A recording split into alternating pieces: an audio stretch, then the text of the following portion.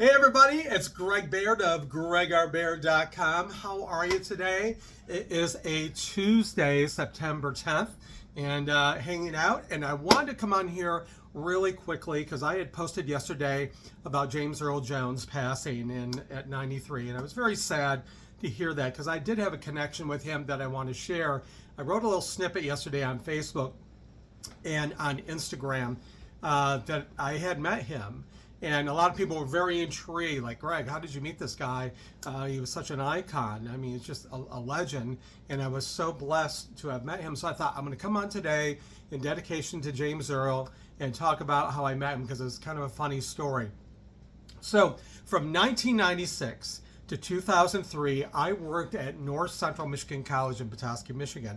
So I was director of student life, I was known as the res hall guy, the dorm guy. So I was in charge of the residence hall. I was also the adjunct theater and acting professor. I did a lot on campus, but the job that I really enjoyed, above all of them, was I was director of the lecture series. So we usually had about, 4 people come and speak per year. And I would present those to the whole staff and everybody right around August when college was starting. And it was very exciting, because we would work together with the marketing department, along with a few other people on the committee, and Sean Polian, my buddy who's passed away, that was in the, I want to say the Alumni Association, but that is not correct. But anyway, so we were on all this committee, so we would kind of hash it out who was coming. And in the year 2000, we had a little extra money to work with, and I somehow from an agency that James Earl belonged to, which is Kepler Associates, I was intrigued by the idea of having him come to North Central Michigan College. We're talking major celebrity. So he came and spoke, I believe, I gotta look at this real quick. It was the year 2000, I believe. 2001. So September 25th of 2001. So, you know, do the math. That's how long ago he was there. So right around this time. But he came and, you know, I was a little bit nervous. We had to hire or rent out the Petoskey Middle School auditorium, which was the largest auditorium in the area to accommodate all these people. We could not have it at the college. It would just be like we would have to do it like a video for people that missed it. So anyway, he shows up in a limo, and I'm waiting behind the Petoskey Middle School auditorium. Beautiful day in September.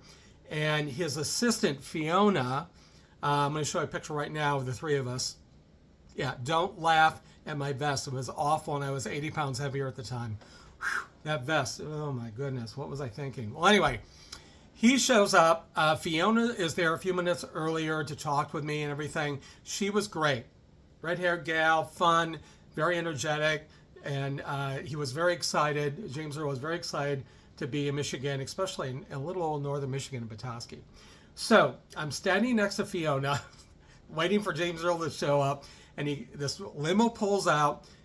This leg comes out with this giant shoe, big feet, comes out of the limo, and she looks at me and she goes, "It's true what they say." What? Dirty bird. I'm like, oh my gosh. So had a good laugh over that, by the way. So he comes up, he was very nice, introduced himself. We went to the back of the theater. He was going over a lot of his material. Fiona told me ahead of time he's slightly hard of hearing. So when I introduce him, just make sure I look at him off stage to guide him out. So theater was packed. I probably knew about 3/4 of the people in the auditorium. I was pretty well known in the area for my days working at Camp Daggett and working at the school district, the high school, and then working at the college. So I knew a lot of people. So I came out and I had a long intro for him. And so I'm reading the intro, and about halfway through, and I mentioned his name, and he comes out because he thought I introduced him because he couldn't hear very well. And so he comes out, and I was like, oh, and I'm not done yet. So I got a little nervous, and the whole crowd's going crazy. And he looked at me and goes, oh my gosh. He goes, you're not done with my intro yet. And I said, it's fine. I said, Mr. Earl, James Earl Jones, go ahead. And he says, no, I want you to finish. So he stood right beside me, right over to my left. I was at a podium, and I was reading the rest of his accolades. He was like, yep, correct, and like nudging me, yep, that's true, oh, what's that part? It was very fun, but really very intimidating. And then I introduced him. So then I went out in the audience during his lecture, and then when it came for the Q&A, I had a microphone, kind of like Oprah Winfrey, like I'm a talk show host. And so I guided the microphone around during the Q&A part. Well, the best part of the thing is I had asked the agency that I booked him through, I said, will he do the voice of Darth Vader?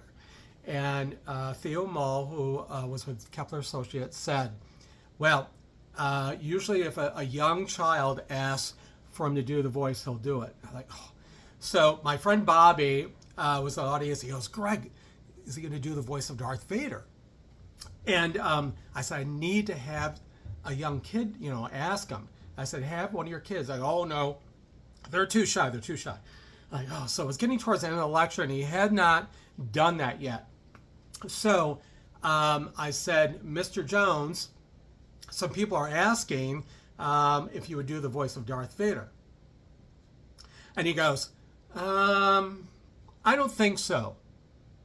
And when he did that, I was like, I just paid thousands of dollars to have you come and speak for like an hour, and you can't do the voice of Darth Vader. This is what I'm thinking. But then without a beat, he goes, but I will say one thing.